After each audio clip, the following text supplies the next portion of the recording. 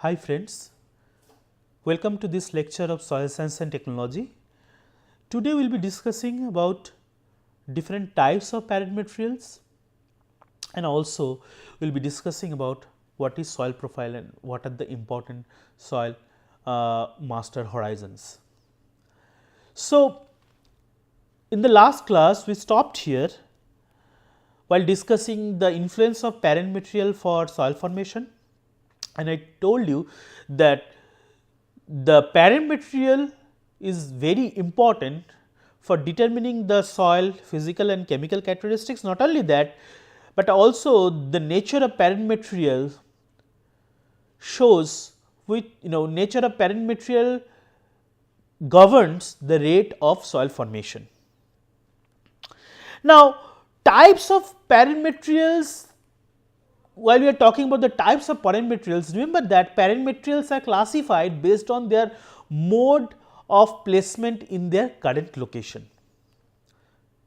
So, as you know that all soil forms from rocks and rocks breaks down into the parent materials. So, sometimes parent materials develop into the soil at the place of their origin, and sometimes these parent materials translocate from one area to another area with the help of different types of forces, physical forces and transporting agents, and deposit in other places and therefore form soil in those places. So, parent material can develop soil either at the place of origin or in some new places. So, depending on their location of origin or placement in their current location, they are named in different ways. For example, in this slide you can see that when the rocks and minerals undergo weathering, so they first forms parent materials, and when these parent materials develops soil at the place of origin, they are called residual. Now, when these parent materials transported through different transporting agents to other places, depending on the transporting agents, we name them differently.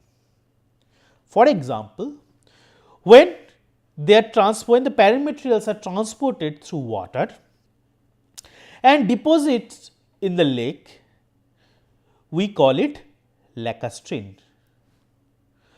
When the transporting agent is streams or river, we call it alluvial or fluvial. When the transporting agent is ocean, we call it marine. And when the transportation occurs due to the gravitational action, we call it colluvial parent material. And when the transportation occurs due to the ice or glacier, we call it till or moraine. And when these ice melts and further this parent material deposited by water, they will call outwash, lacustrine, alluvial and marine depending on various transporting agents.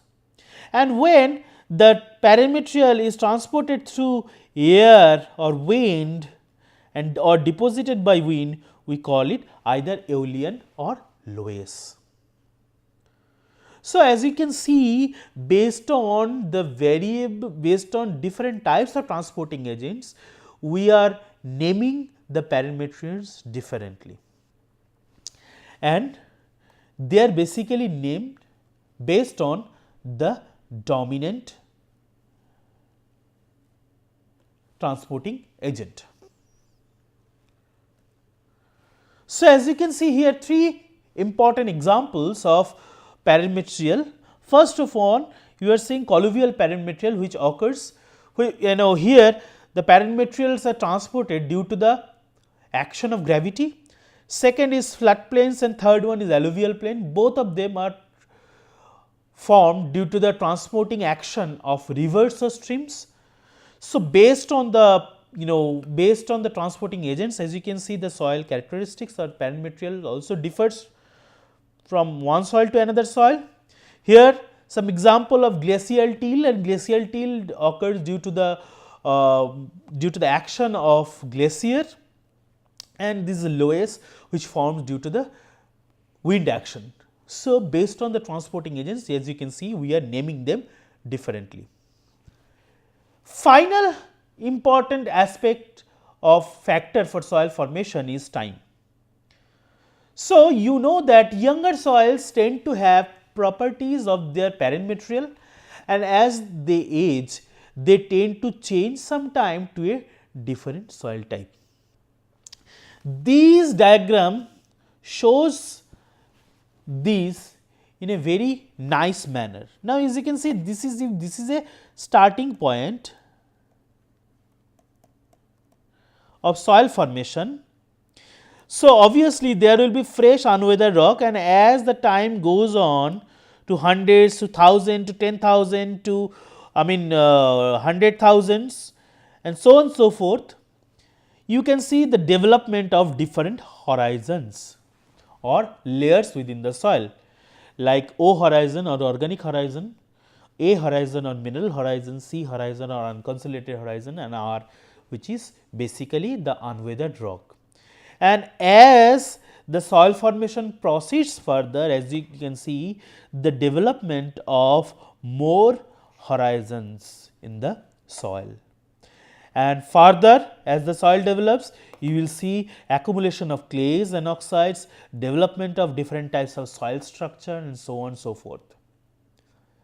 So, this justifies that the younger soils tend to have properties which resemble to their parent material, and as they age, they tend to change and sometime to a different soil type. So, let us see the summary of soil forming factors. As you can see, this slide shows how these 5 soil forming factors are intimately interconnected to each other for the formation of soil. For example, in here you are seeing that the vegetation is intimately related to the soil because they supply organic matter and ground cover for the soil formation. In turn, soil gives them water and nutrient. So, vegetation is an important factor, as you know, and this parent material gives minerals to the soil as a result of different types of physical chemical weathering, and soil also deposited into sediments to form further parent materials. Topography governs different types of soil formation. Animal also affects soil formation due to the pedoturbation process. We have discussed the pedoturbation process in the last lecture, and in turn soil gives the animals habitat. Climate, that is regional, both regional and microclimate, provides the water, heat and wind required for soil formation or soil chemical weathering. Vegetation is also linked with the animals because vegetation supply food for the animals, and animals also helps in seed dispersal or herbivory. So, this is another interconnection. So, you can see all the factors, the topography and parent materials are also intimately related to each other because of weathering and colluviation. And you can see also the topographic factors or the mountain effects or slope effects, we call them orographic effects, are responsible for different types of climates which are also which also influences the soil formation. So, you can see there is an intimate relations or interconnections of these 5 soil formation factors for soil formation. So, let us see what is soil profile. Now, soil is a three-dimensional body. So, 5 soil forming factors cause different set of layers. If we go and cut down a soil vertically, you will see different soil layers. You can visually differentiate them.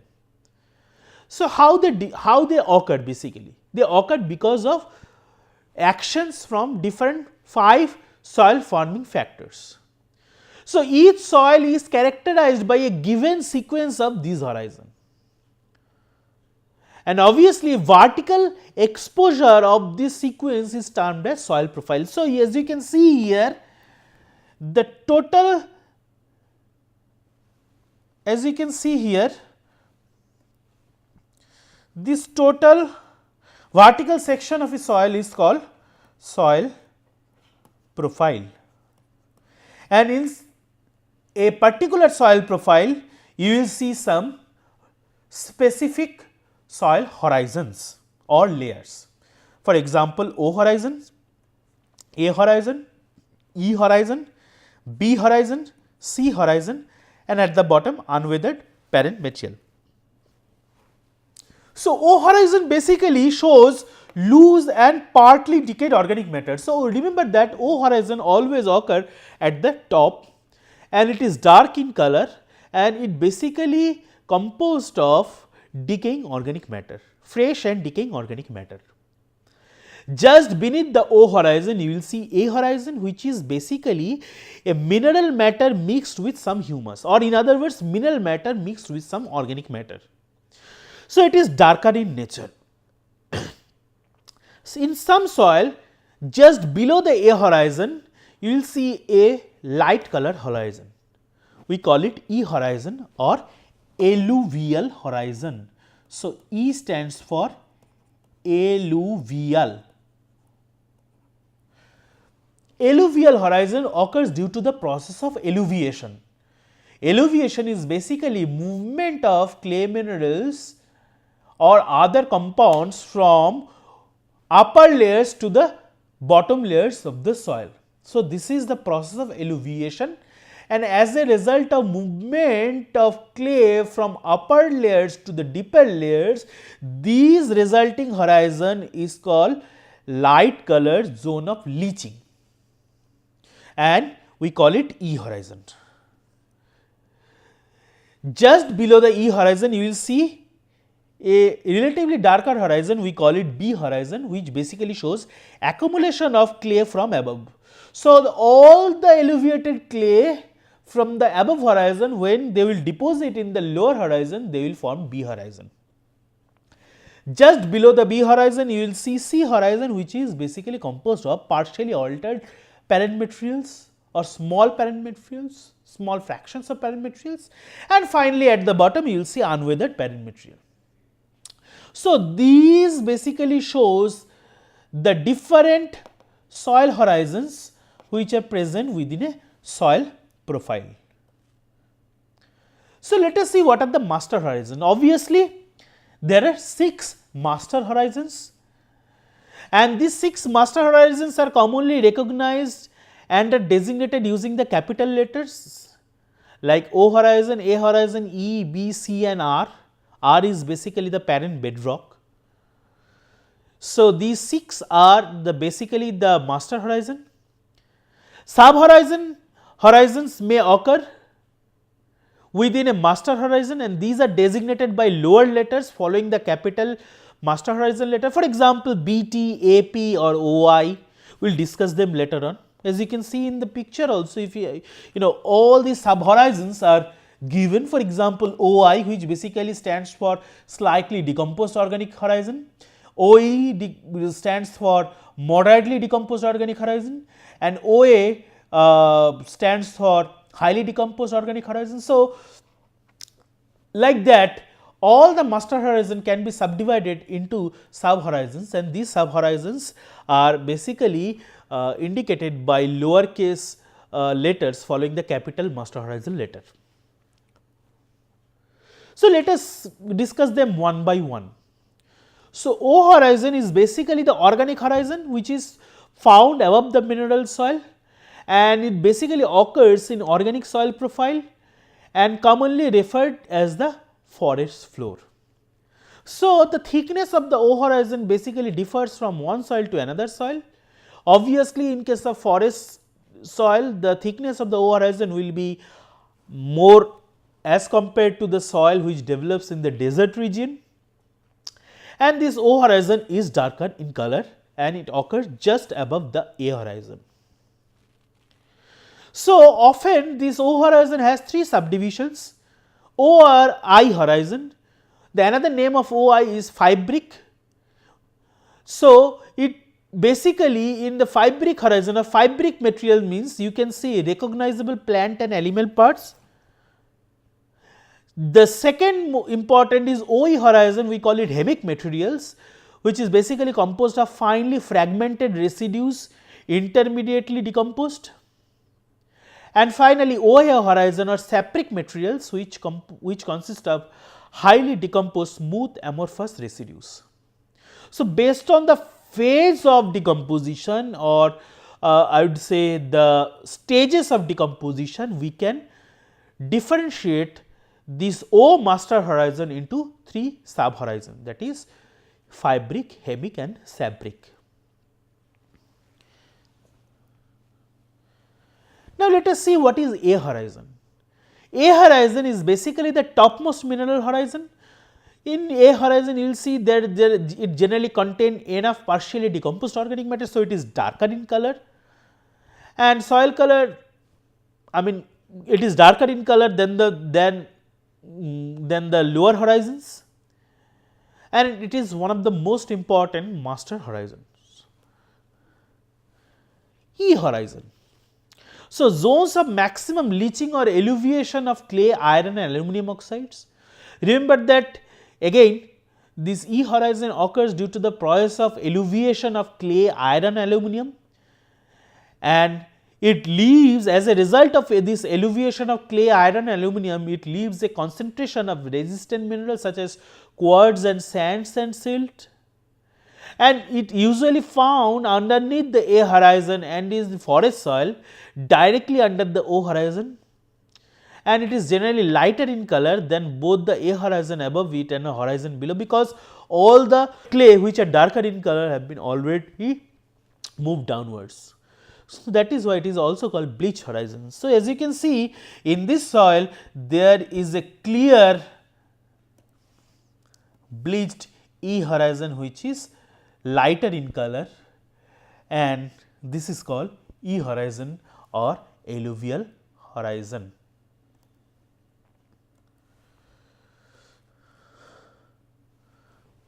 So, the next important master horizon is B horizon, and B horizon formed below an O, A or E horizons. So, materials have accumulated in the B horizons, materials have accumulated typically by washing in the form of horizons above a process termed as eluviation. Now, you all know about eluviation. Eluviation is the movement of clay, iron and aluminum from upper horizon to the lower horizon. So, when the eluviated material deposited at the lower horizon or in the B horizon, this process is called eluviation. So, remember that the B horizon occurs mainly due to the process of eluviation. So, in the B horizon you will see maximum accumulation of materials such as iron and aluminum, oxides and silicate clays, and as a result of eluviation of silicate clays there will be a sub horizon, specific sub horizon, we call it BT horizon. You will find it in the humid region.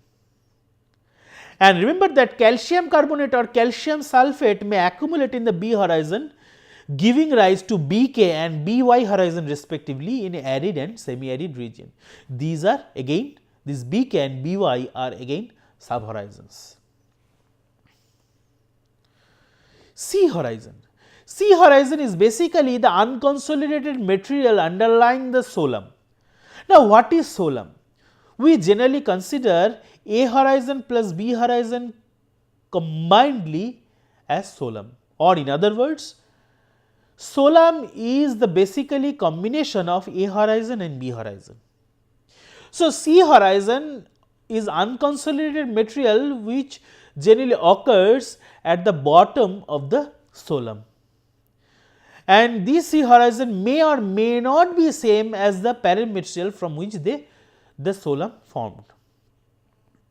And finally, C horizon material that retains some of the structural features of the parent rocks or geologic deposits from which it forms is termed as saprolite. So, as you can see in the picture, there is a clear demarcation of C horizon, which is basically the unconsolidated parent materials.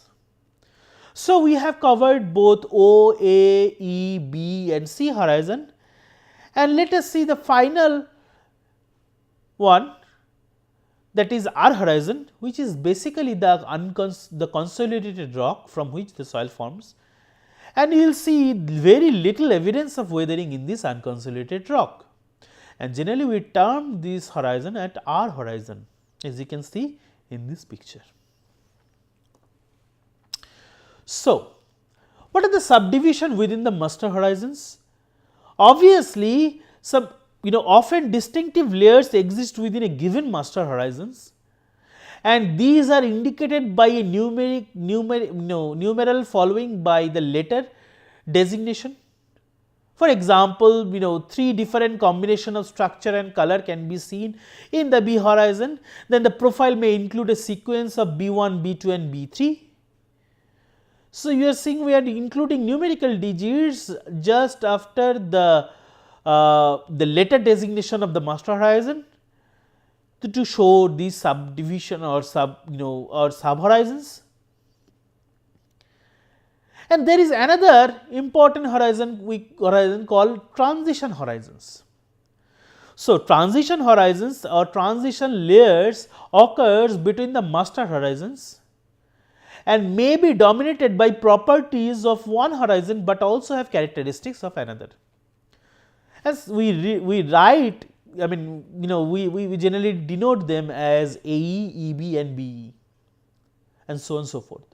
So, E/B, when distinct parts of the horizons have properties of E while other parts have properties of B. Now, when we call AE horizon, for example, that basically denotes that this soil or this horizon has characteristics mostly similar to A horizon and some properties are similar to E horizon. Similarly, when we are talking about BE horizon, that means this horizon is showing the properties mostly of B horizon and some properties from E horizon.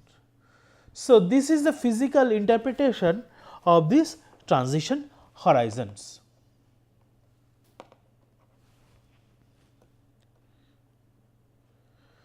So, since the capital letter designates the nature of master horizons in only a very general way, specific horizon characteristics may be indicated by a lowercase letter following the master horizon designation.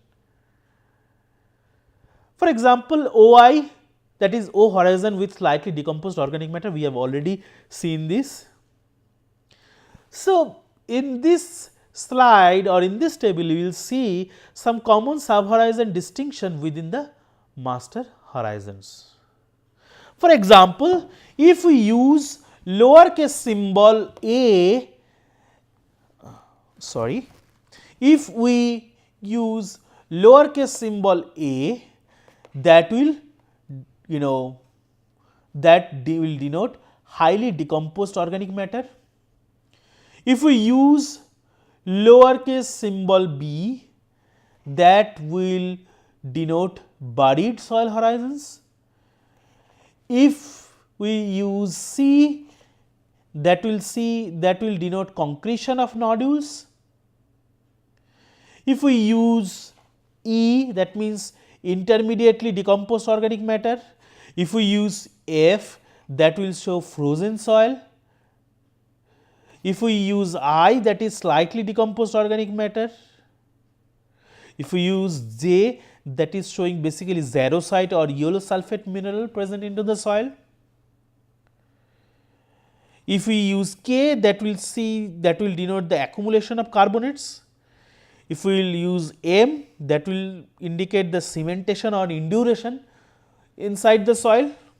Z basically denotes accumulation of soluble salts, Y denotes accumulation of gypsum, X denotes fragipon, which is the layer with high bulk density and brittleness. V shows plinthite, which is high iron red color material. So, as you can see also, N shows accumulation of sodium, O denotes accumulation of iron and aluminum oxides, P denotes ploughing or other disturbances. Similarly, Q denotes accumulation of silica, R denotes weathered or soft bedrock, H shows alluvial organic matter and iron aluminum oxides, and AC shows presence of sulfides. So, as you can see, all these symbols, when we use along with the letter symbol of master horizon, they show different specific soil properties. And for describing any soil, a soil scientist or a scientist has need to have one needs to have a complete understanding of all these important processes which are responsible for soil formation. And by visually seeing any soil profile, you can understand what are the important soil processes which occurred for the formation of that particular soil. Remember one thing, that all soil will not show the similar sequence of soil horizons. One soil will show some horizons and another soil will show another set of horizon. Some horizons may not be present in all the soils, specifically E horizon, which is only present in specific soils,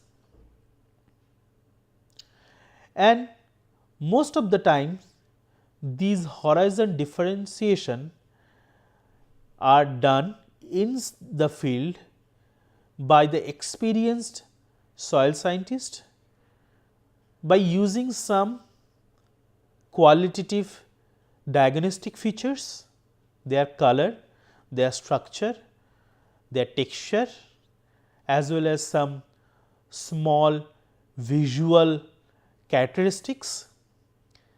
And in other words, every soil profile gives basically the snapshot of the processes through which that particular soil forms. By this, we have concluded the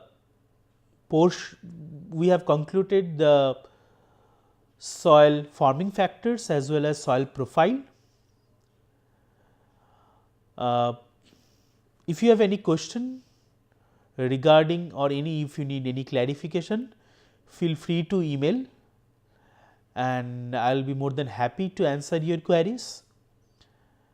And from the next lecture, we will be starting a new topic, and I hope that you have learned something new in these lectures. Thank you very much.